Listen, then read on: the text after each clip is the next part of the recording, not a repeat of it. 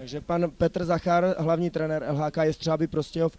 Pane Zachar, jak byste zhodnotil zápas a potažmo celou sérii finálovou s Přerovem? Tak já si myslím, že celá série i ten zápas byla hodně vyrovnaná. Tam trošku rozhodovalo větší štěstí, který se dneska přiklonilo na naši stranu a myslím si, že potom v tom závěru už to bylo z naší strany jenom odbojovaný. A co se týká celé série, já si myslím, že to bylo hlavně pro diváky hodně atraktivní. Naplnili jsme 4krát stadiony a to je důležité. A myslím, že se to odehrálo ve férovém duchu, že tam nebyly žádné zákaznosti a to je asi na tom hokeji to nejdůležitější. Vy jste vlastně celou sezónu hráli pod tím tlakem toho postupu, který jste vyhlásili hned na začátku sezóny. Jak se hraje pod takovým tlakem a pro vás jako trenéra, jak vy ten tlak vnímáte?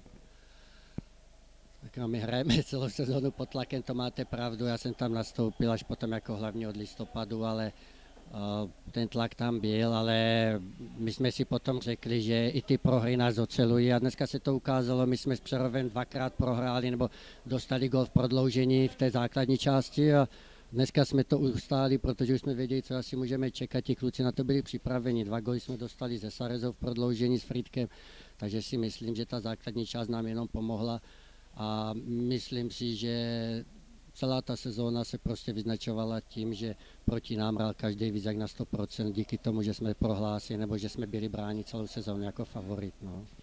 V podstatě manšaft se skládal ještě před sezónou, ti kluci se kolikrát neviděli v životě ještě.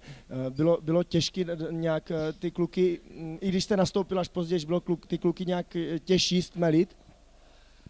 Tak tam nebylo těžké stmelit, to mužstvo skládal Pepa Málek a myslím si, že on to nesložil špatně, že tam byla těžká jeho práce ze začátku, protože ty kluky musel povybírat a postahovat.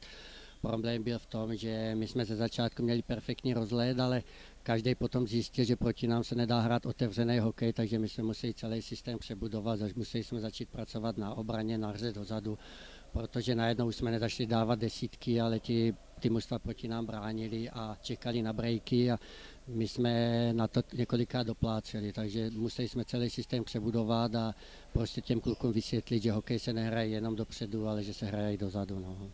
Teďka vás čeká baráž, cíle samozřejmě zůstávají stejný postup. Už jste nad baráží přemýšlel nebo začnete až teďka?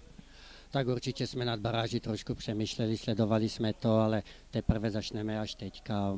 Budeme si potřebovat zehnat zase nějaký záznamy těch mužstev, který to hráli, získat nějaké informace, aby jsme věděli, co od těho soupeře můžeme čekat, co tam má za hráče, jak to hraje a hlavně jaký mají kluziště, jestli mají větší, zmenšený a tak dál. Prostě aby jsme se na to náležitě připravili a máme zhruba, teď bych lhal asi 8 nebo 9 tréninků, ve kterých máme čas se na to připravit.